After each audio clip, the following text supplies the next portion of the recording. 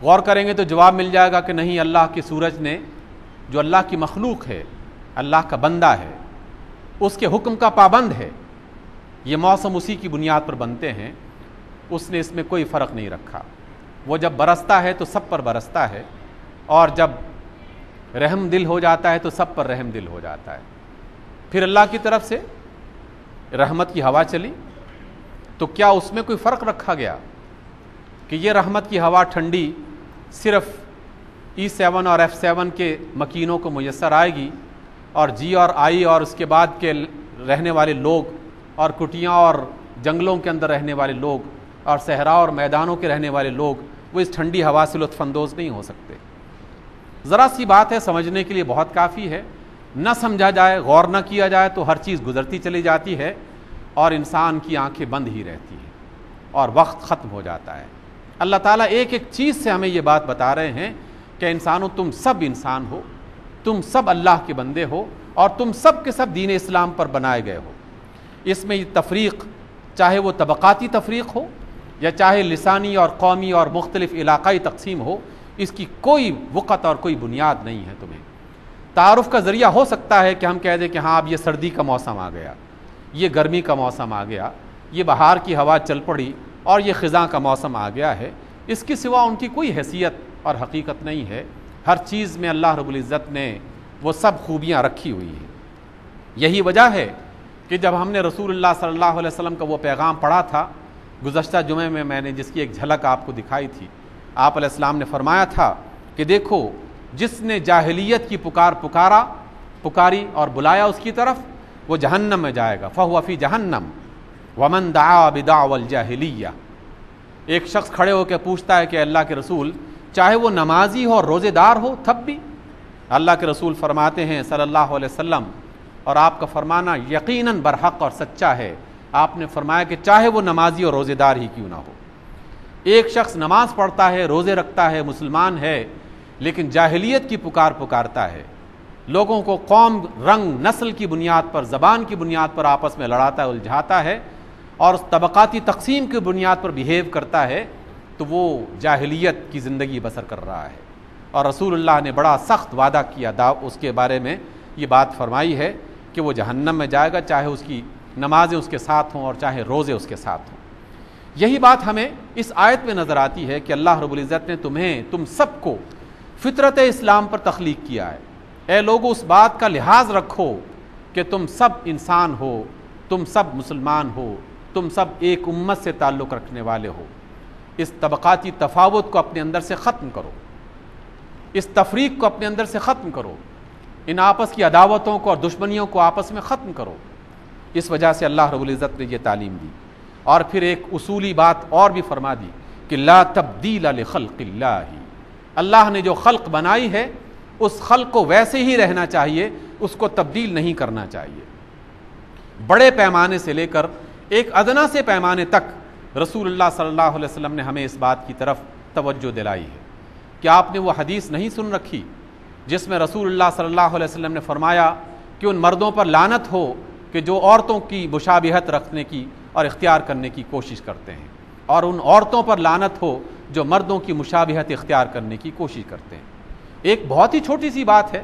کہ مردوں نے مردوں جیسا لباس پہن لیا ہے، اور اگر کسی مرد نے عورت جیسا لباس پہن لیا ہے، بظاہر کیا فرق آیا ہے؟ اس کی شخصیت میں کوئی بہت بڑا فرق، وہ عالم تھا تو عالم ہی رہے گا، جاہل نہیں ہوگا، وہ بڑا تھا تو بڑا ہی رہے گا، بچہ نہیں بن جائے گا، کردار میں بھی کوئی بنیادی فرق نہیں آئے گا، لیکن ہاں ایک بنیادی فرق ضرور آئے گا کہ اللہ رب العزت نے اسے مرد بنایا ہے، اسے اس پہچان کو تبدیل کرنے کی کوشش نہیں کرنی چاہیے۔ عورت کو عورت بنایا ہے، اسے وہ پہچان ختم کرنے کی کوشش نہیں کرنی چاہیے، اس لیے کہ اس پہچان کو ختم کیا جائے گا کہ گویا ہم اللہ رب العزت کی پسند کو پسند نہیں کر رہے۔ اللہ نے ہمیں مرد بنایا ہے، یہ اللہ کی پسند ہے ہمارے حوالے سے، عورتوں کو عورتیں بنایا ہے، یہ اللہ کی پسند ہے عورتوں کے حوالے سے۔ جس طرح اس کو تبدیل کرنے پر اللہ رب العزت ناراض ہو جاتے ہیں، بالکل اسی طرح دین اسلام جس پر اللہ رب العزت نے تمام بچوں کو پیدا کیا ہے، اس فطرت کو تبدیل کرنے پر بھی اللہ تعالیٰ ناراض ہو جاتا ہے۔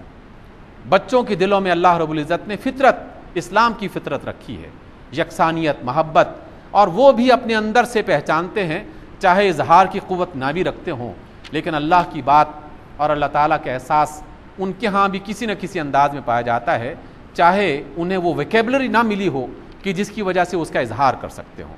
لیکن ان کا کردار، ان کا بیہیویئر بتا رہا ہوتا ہے کہ وہ اللہ کی بنائی ہوئی فطرت کے مطابق زندگی بسر کر رہے ہیں۔ اور جو ان کی فطرت کو بدلتا ہے، اللہ تعالیٰ ان سے ناراض ہو جاتا ہے اور کہتے ہیں کہ نہیں، اس کو تبدیل نہیں کیا جا سکتا، جس کو جس انداز میں تخلیق کیا ہے اللہ نے، ہم انسانوں کو فطرت اسلام پر تخلیق کیا اور فرمایا کہ ذالک الدین القیم، یہی ہے جو قیم، سیدھا، صحیح، پختہ، مضبوط دین ہے، اس میں کسی قسم کے شک و شبہ کی گنجائش نہیں ہے۔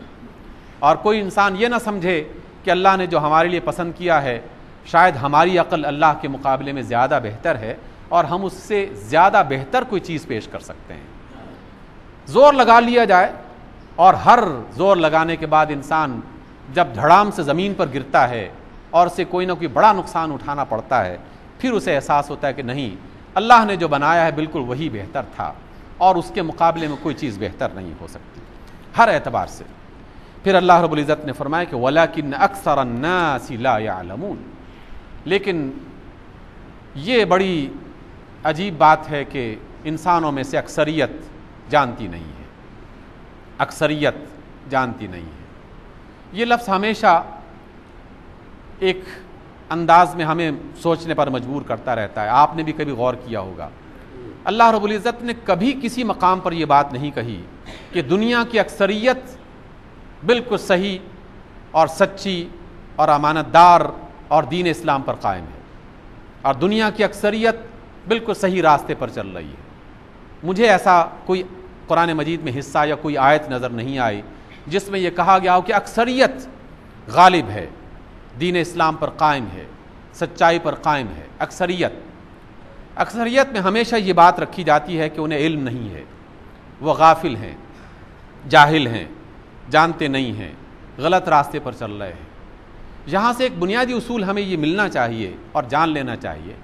کہ محض اس بنیاد کو اختیار نہیں کیا جا سکتا کہ جناب یہ کام سب کر رہے ہیں اس لیے ہم بھی کر رہے ہیں اور ہمیں کرنا چاہیے، اگر یہ غلط ہوتا تو سب نہ کرتے۔ اور اسی کو ہمارے ہاں فیشن بھی کہا جاتا ہے، رواج بھی کہا جاتا ہے، رسوم اور مختلف علاقوں میں جو رسم و رواج ہم جس کو کہتے ہیں اس کو بھی اسی پیمانے پر ہم پرکھتے ہیں، جناب سب کر رہے ہیں، ہم اگر نہیں کریں گے تو کیسے جی سکیں گے۔ اور حتیٰ کہ اب تو بات یہاں تک آ پہنچی ہے، بے شمار زبانوں سے اور بے شمار لوگوں سے یہ بات سننے کو ملتی ہے، جناب کیا کریں، بے ایمانی نہ کریں تو بات ہی نہیں بنتی، سارے کر رہے ہیں، میں نہ کروں گا تو پھر کیسے چل پاؤں گا، کما کیسے سکوں گا، زندگی کیسے بسر کر سکوں گا۔ اکثریت اگر بے ایمانی کر رہی ہے تو اکثریت کبھی بھی حق کی علامت نہیں ہوتی، سچائی کی اور دین اسلام کی اور اللہ رب العزت کی بنائی فطرت کی علامت نہیں ہوتی۔ بڑوں کی بات ہو رہی ہے، سمجھداروں کی بات ہو رہی ہے، عقل آ جانے کے بعد شیطان انسانوں کے اندر اس طرح سرایت کر جاتا ہے جیسے ہمارے اندر خون گردش کر رہا ہے، بالکل اس طرح۔ اس وجہ سے لوگ سب یہ کام کر رہے ہیں، اس لیے ہم بھی یہ کر رہے ہیں، اس کی بنیاد پر کوئی شخص بچ نہیں پائے گا اللہ تعالیٰ کے ہاں کہ جناب ہم نے دیکھا کہ سب لوگ یہ کر رہے تھے اس لیے ہم نے بھی اسی طرح کرنا شروع کر دیا۔ اس وجہ سے فرمایا کہ وَلَكِنَّ أَكْثَرَ النَّاسِ لَا يَعْلَمُونَ، لیکن اکثریت جانتی نہیں ہے کہ فطرت اسلام کیا ہے۔ عیسائی اپنے بچوں کو عیسائی بنا رہے ہیں، یہودی اپنے بچوں کو یہودی بنا رہے ہیں، اور ہر طرح کے لوگ اپنے بچوں کو غلط باتیں جس پر وہ خود عمل کر رہے تھے اسی کے مطابق انہیں آگے بڑھانے کی کوشش کر رہے ہیں۔ اور یہ وبال ان افراد کا کہ جو انہیں تعلیم دے رہے ہیں، والدین کا،